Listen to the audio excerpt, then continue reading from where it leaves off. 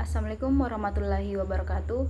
Perkenalkan, saya atas nama Nurul Musrifah, mahasiswa dari Universitas Negeri Makassar, program studi Pendidikan Antropologi angkatan 2023.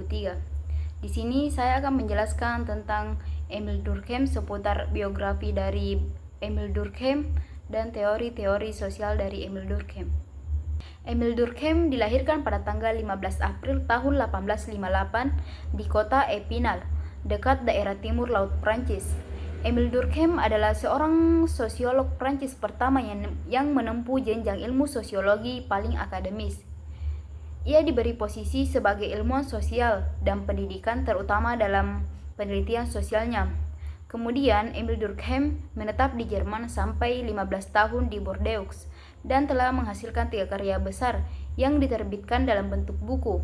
Pada tahun 1893, Emil Durkheim menerbitkan tesis doktoralnya dalam bahasa Prancis, yaitu The Division or Labor in Society. Pada tahun 1902, Emil Durkheim diangkat sebagai profesor sosiologi dan pendidikan di Universitas Sorbonne Paris. Perhatian dan minat Durkheim terhadap agama yang pengaruhnya terhadap kehidupan sosial diwujudkan dalam sebuah karyanya yang berjudul Les Formes Élémentaires de la Vie Religieuse pada tahun 1912.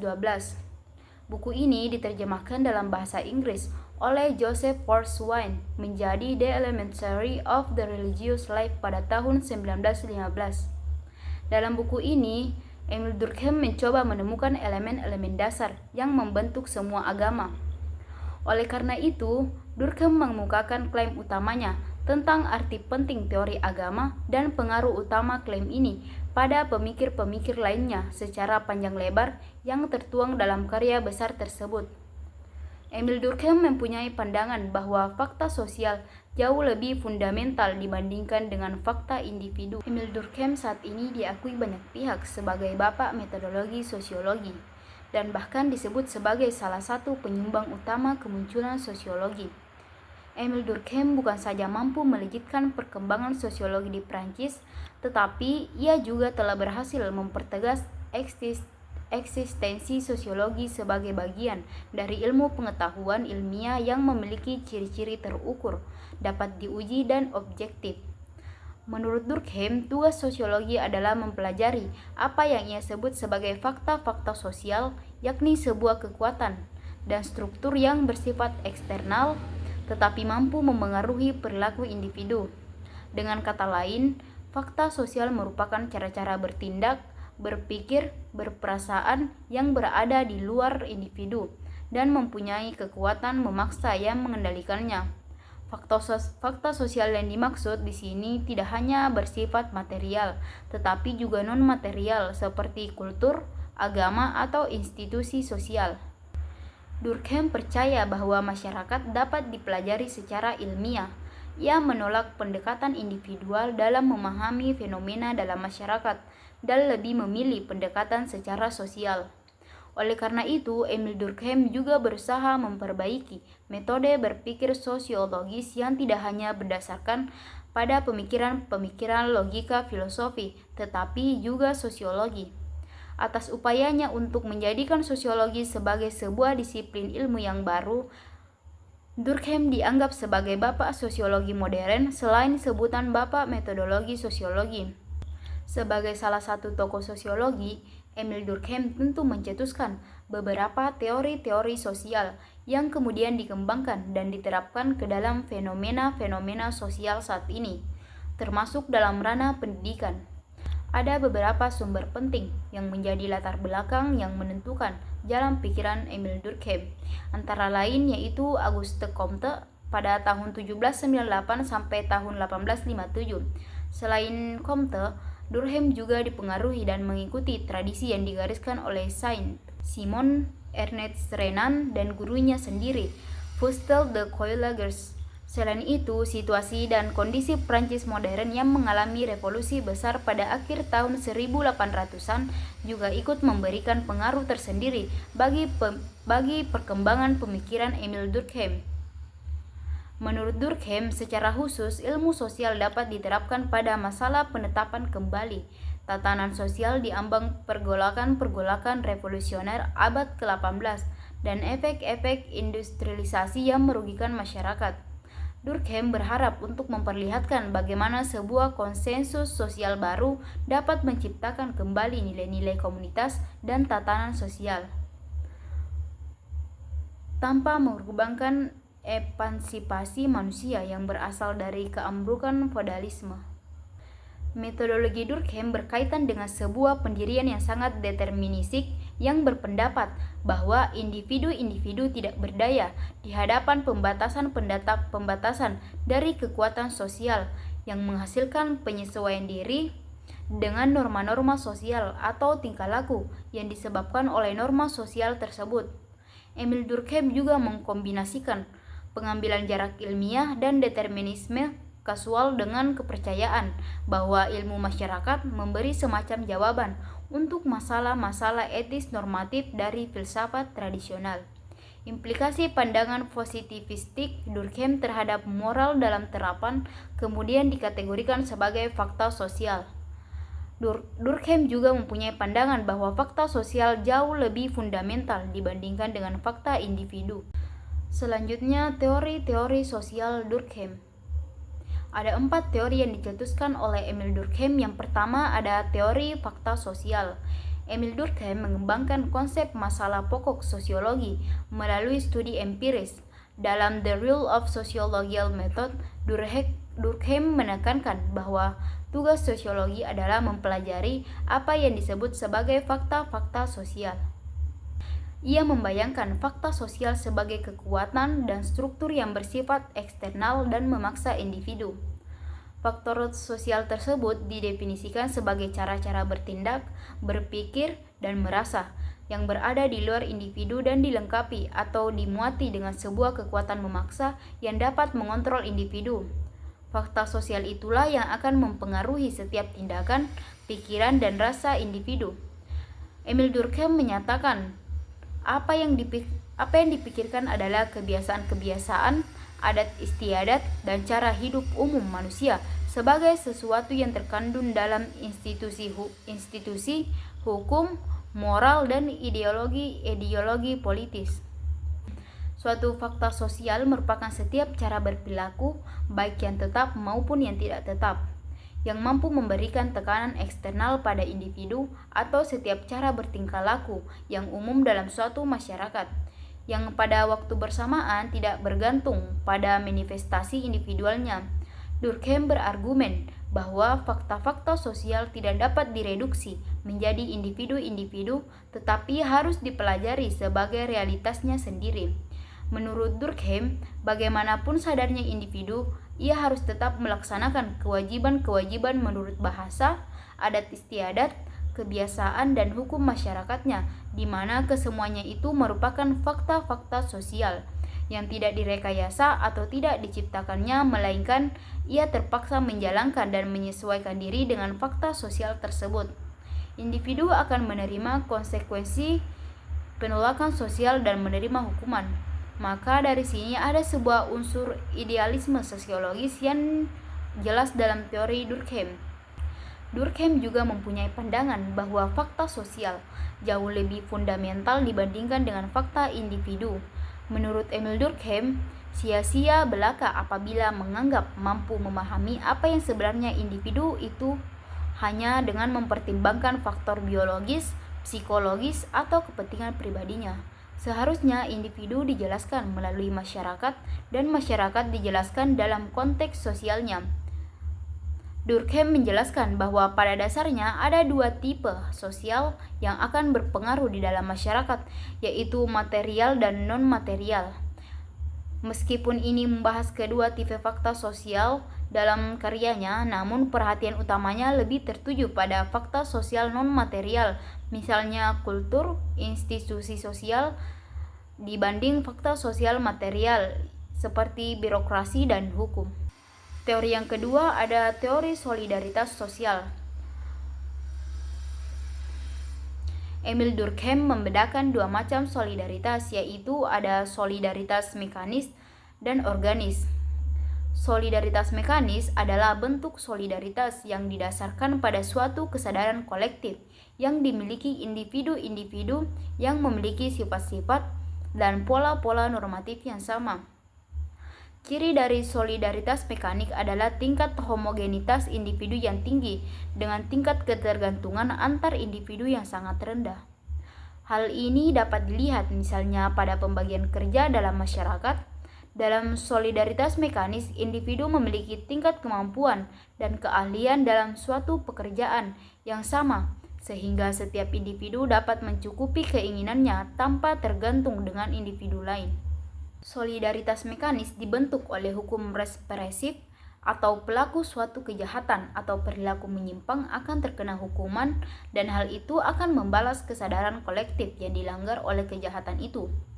Anggota masyarakat jenis ini memiliki kesamaan satu sama lain dan karena mereka cenderung sangat percaya pada moralitas bersama, apapun pelanggaran terhadap sistem nilai bersama tidak akan dinilai main-main oleh setiap individu. Pelanggar akan dihukum atas pelanggarannya terhadap sistem moral kolektif. Meskipun pelanggaran terhadap sistem moral hanya pelanggaran kecil, namun mungkin saja akan dihukum dengan hukuman yang berat.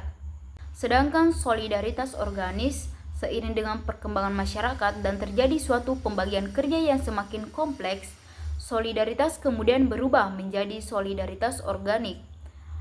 Solidaritas ini didasarkan pada tingkat saling ketergantungan yang tinggi akibat semakin beragamnya pembagian kerja, sehingga memunculkan spesialis pekerjaan. Masing-masing individu memiliki suatu keahlian dan keterampilan tertentu dalam suatu pekerjaan, sehingga tanpa kehadirannya akan mengakibatkan individu lain tidak dapat mencukupi keinginannya.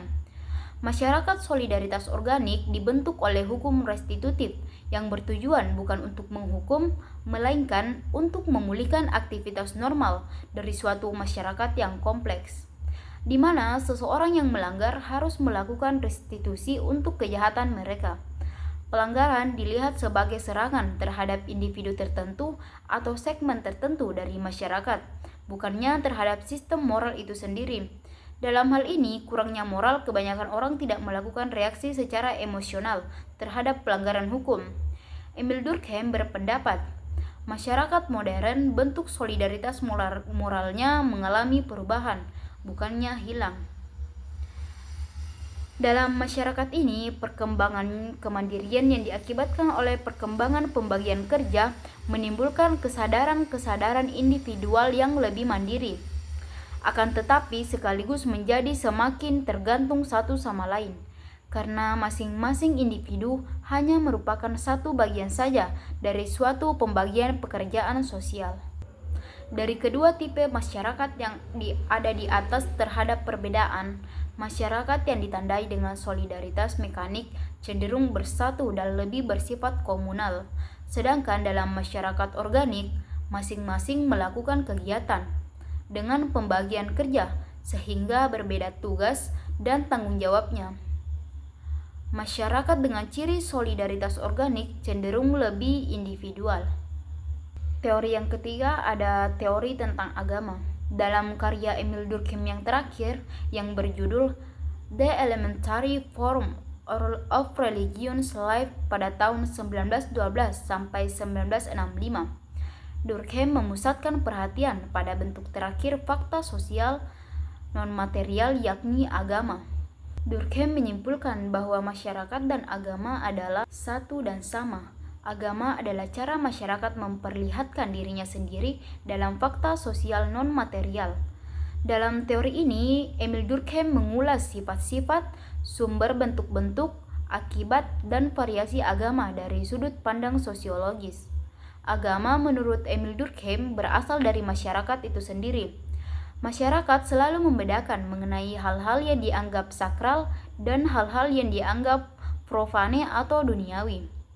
Dasar dari pendapat Durkheim adalah agama merupakan perwujudan dari kolektif consciousness sekalipun selalu ada perwujudan-perwujudan lainnya. Tuhan dianggap sebagai simbol dari masyarakat itu sendiri. Tuhan itu hanyalah idealisme dari masyarakat itu sendiri yang menganggapnya sebagai makhluk yang paling sempurna, atau Tuhan adalah personifikasi masyarakat. Kesimpulannya, agama merupakan lambang collective representation dalam bentuknya yang ideal. Agama adalah sarana untuk memperkuat kesadaran kolektif seperti ritus-ritus agama, orang yang terlibat dalam upacara keagamaan, maka kesadaran mereka tentang kolektif consciousness semakin bertambah kuat. Sesudah upacara keagamaan, suasana keagamaan dibawa dalam kehidupan sehari-hari. Kemudian lambat laun, kolektif consciousness tersebut semakin lemah kembali. Teori yang keempat ada teori bunuh diri. Dalam bukunya yang kedua, dikemukakan dengan jelas hubungan antara pengaruh integrasi sosial dan kecenderungan orang melakukan bunuh diri. Emil Durkheim memiliki asumsi mengenai fakta sosial yang melatar belakangi fenomena bunuh diri, sekaligus kenapa suatu kelompok memiliki angka bunuh diri yang lebih tinggi. Durkheim menggunakan dua cara yang saling berhubungan untuk mengevaluasi angka bunuh diri. Yang pertama dengan membandingkan suatu tipe masyarakat atau kelompok dengan tipe lain. Yang kedua dengan melihat perubahan angka bunuh diri dalam sebuah masyarakat atau kelompok dalam rentang waktu tertentu. Dengan angka-angka statistik dari hasil penelitiannya, di beberapa negara, Emil Durkheim menunjukkan penolakannya terhadap teori-teori lama tentang bunuh diri. Menurut Emil Durkheim, kenyataannya orang-orang dari lapisan atas justru lebih tinggi tingkat bunuh dirinya dibanding dengan orang-orang dari lapisan bawah. Hal ini ditunjukkan dengan mengatakan bahwa di negara-negara miskin di Eropa seperti Italia dan Spanyol justru memiliki angka bunuh diri yang lebih rendah jika dibandingkan dengan negara-negara Eropa yang lebih makmur seperti Prancis, Jerman, dan negara-negara Skandinavia. Emil Durkheim menambahkan bahwa jika diselidiki sebenarnya ada pola yang lebih teratur daripada sebab-sebab serta penjelasan-penjelasan yang diberikan oleh teori-teori terdahulu mengenai bunuh diri. Dengan demikian, bunuh diri harus dipelajari dengan menghubungkannya dengan struktur sosial dari masyarakat atau negara yang bersangkutan. Emil Durkheim membagi tipe bunuh diri ke dalam 4 macam, yaitu bunuh diri egositis, altruistis, anomik, dan fatalistis. Bunuh diri egoistis, tingginya angka bunuh diri egoistis dapat ditemukan dalam masyarakat atau kelompok di mana individu tidak berinteraksi dengan baik dalam unit sosial yang luas. Lemahnya integrasi ini melahirkan perasaan bahwa individu bukan bagian dari masyarakat dan masyarakat bukan pula bagian dari individu. Lemahnya integrasi sosial melahirkan arus sosial yang khas, dan arus tersebut melahirkan perbedaan angka bunuh diri. Kemudian bunuh diri altruistis banyak terjadi jika makin banyak harapan yang tersedia, karena dia bergantung pada keyakinan akan adanya suatu yang indah setelah hidup di dunia. Ketika integrasi mengendur, seseorang akan melakukan bunuh diri karena tidak ada lagi kebaikan yang dapat dipakai untuk meneruskan kehidupannya. Begitupun sebaliknya. Kemudian bunuh diri anomik. Bunuh diri ini terjadi ketika kekuatan regulasi masyarakat terganggu. Gangguan tersebut mungkin akan membuat individu merasa tidak puas karena lemahnya kontrol terhadap nafsu mereka, yang akan bebas berkeliaran dalam ras yang tidak pernah puas terhadap kesenangan. Bunuh diri ini terjadi ketika menempatkan orang dalam situasi normal lama yang tidak berlaku bagi sementara norma baru belum dikembangkan atau tidak ada pegangan hidup. Yang terakhir ada bunuh diri fatalistis. Bunuh diri ini terjadi ketika regulasi meningkat. Emil Durkheim mengembangkan seseorang yang mau melakukan bunuh diri seperti seseorang yang masa depannya telah tertutup dan nafsu yang tertahan oleh disiplin yang menindas. Contohnya seperti perbudakan. Dari beberapa konsep teoritis Emil Durkheim yang telah diuraikan, di sini saya akan mempertegas bahwa pendekatan sosiologisnya yang khusus itu bertentangan dengan perspektif Herbert Spencer yang individualitas. Perspektif Emil Durkheim, persepsi individu tentang kepentingan pribadinya tidak dibentuk dalam isolasi dari sesamanya, melainkan dibentuk oleh kepercayaan bersama serta nilai-nilai yang dianut bersama-sama orang lainnya dalam masyarakat. Spencer melihat masyarakat dibentuk oleh individu-individu, sedangkan Durkheim melihat individu dibentuk oleh masyarakat. Baik, mungkin hanya itu yang bisa saya jelaskan mengenai biografi Emil Durkheim dan teori-teori sosial dari Emil Durkheim.